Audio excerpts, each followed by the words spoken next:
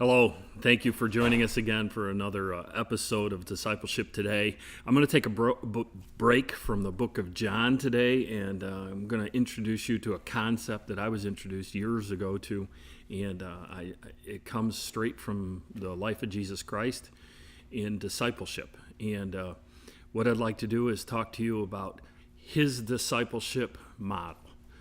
Jesus always had a core of guys around him from when he started ministry. He had this inner core of three that went everywhere with him.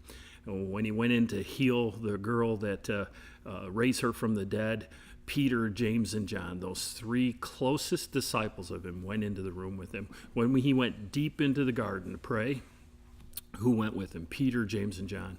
Peter, James, and John seemed to be with him all the time. They were with him on the Mount of Transfiguration.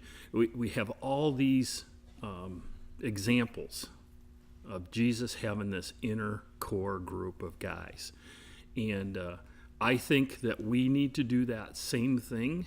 We need to have this inner core, people that have complete access to our lives, and we have complete access to their lives. We need a Peter, James, and John. And as I was developing this thought and this idea, I was challenged by another friend of mine that within that three, we need three types of people.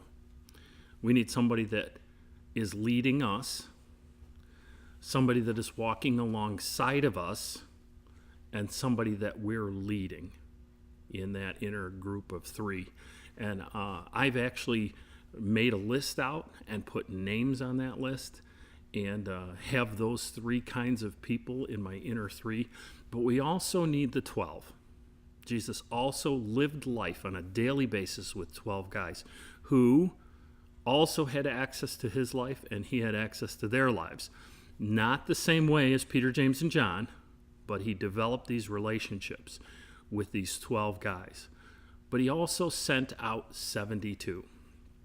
And I love this analogy, and I love this graphic because a pastor presented it to me, and he said, we need to sit down and don't pick three people because you like them.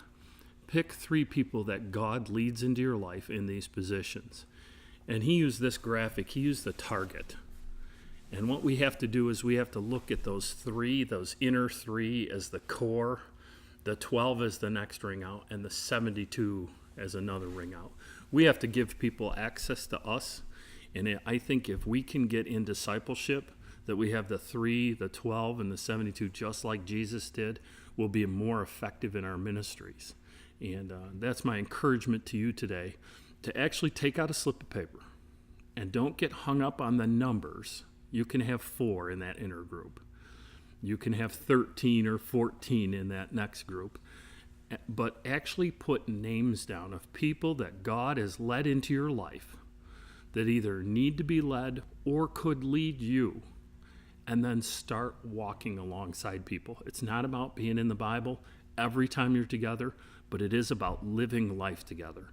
And I think that's what Jesus did so effectively with the 3, the 12, and the 72. He knew the 72 well enough to know that they would carry his message. Do you have 72 people in your life that you know would carry a message out to the world? And that's my challenge to you this week.